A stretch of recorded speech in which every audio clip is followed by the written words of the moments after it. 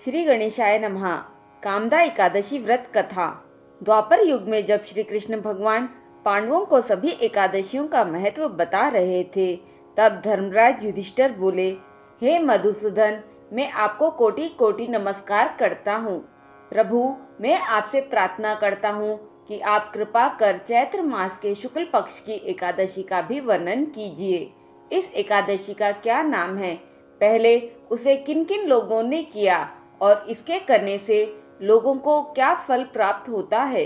श्री कृष्ण भगवान बोले, हे राजन, एक समय यही प्रश्न श्री राम जी के पितामह राजा दिलीप ने गुरु वशिष्ठ जी से पूछा था। वही संवाद मैं तुम्हें सुनाता हूँ। राजा दिलीप ने गुरु वशिष्ठ से पूछा, हे गुरुदेव, चैत्र मास के शुक्ल पक्ष की एकादशी का क्या नाम है, उसमें किस देवता की पूजा होती है तथा उसकी विधि क्या है, सो आप कृपा पूर्वक कहिए। महर्षि वशिष्ठ जी बोले, हे राजन, चैत्र मास के शुक्ल पक्ष की एकादशी का नाम कामदा है। यह सभी पापों को नष्ट कर देती है।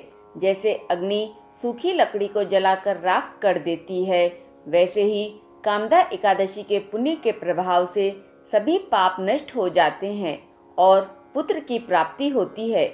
इसके व्रत से मनुष्य कुयोनि से छूट जाता है और अंत में उसे स्वर्ग की प्राप्ति होती है। अब मैं इसका महात्म्य कहता हूँ, ध्यान पूर्वक सुनो। प्राचीन काल में भोगीपुर नामक एक नगर था, जिसमें पुंडरिक नाम का राजा राज्य करता था।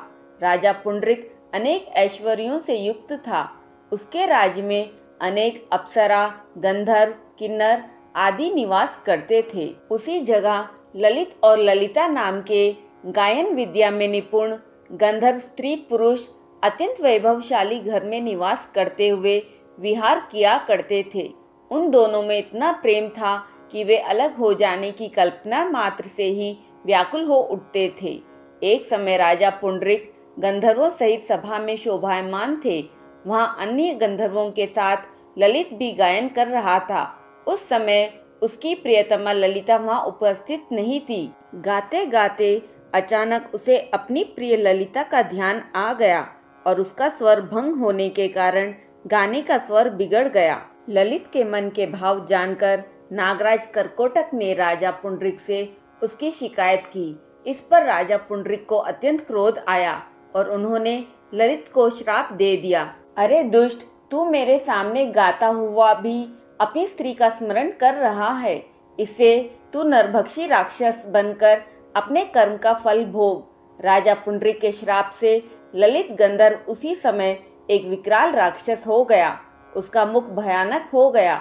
उसके नेत्र सूर्य चंद्र के समान प्रदीप्त होने लगे। मुंह से अग्नि निकलने लगी। उसकी नाक पर्वत की कंदरा के समान विशाल हो गई और गर्दन पहाड़ के समान दिखाई देने लगी।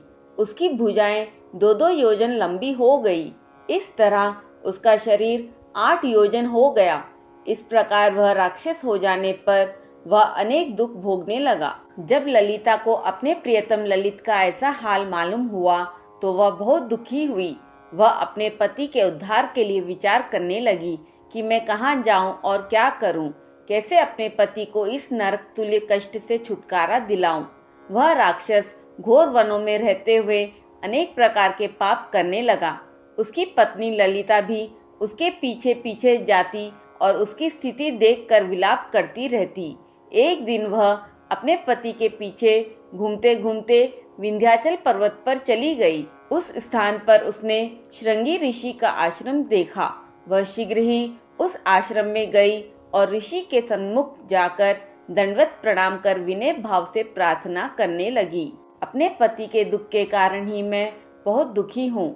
हे ऋषि श्रेष्ठ, कृपा करके आप उसे राक्षस योनि से छूटने का कोई श्रेष्ठ उपाय बताएं।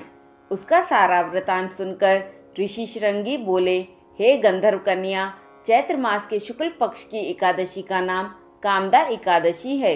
उसके व्रत करने से मनुष्य के समस्त कार्य शीघ्र ही सिद्ध हो जाते हैं। यदि तुम उसके व्रत के पुण्य को अपने पति को दोगी तो वह शीघ्र ही राक्षस योनि से छूट जाएगा और राजा का श्राप शांत हो जाएगा। मुनि के ऐसे वचनों को सुनकर ललिता ने आनंद पूर्वक व्रत किया और द्वादशी के दिन ब्राह्मणों के सामने अपने व्रत का फल अपने पति को दे दिया और भगवान से प्रार्थना करने लगी, हे प्रभु, मैंने जो यह व्रत किया है उसका फल मेरे पतिदेव को मिले, जिससे उनकी राक्षस योनि शीघ्र ही छूट जाए। एकादशी का फल देते ही उसका पति राक्षस योनि से छूट गया और अपने पुराने स्वरूप को प्राप्त हुआ। वह अनेक सुंदर वस्त्रों तथा आभूषणों से अलंकृत होकर पहले की भांति ललिता के साथ विहार करने लगा। कामदा एकादशी के प्रभाव से वह पहले की भांति सुंदर हो गया और मरणोपरांत दोनों पुष्पक विमान पर बैठकर स्वर्गलोक को चले गए। हे राजन, इस व्रत को विधि पूर्वक करने से समस्त पाप नष्ट हो जाते हैं। इसके व्रत से मनुष्य ब्रह्म हत्यादि के पाप और राक्षस आदि की योनि से छूट जाते हैं।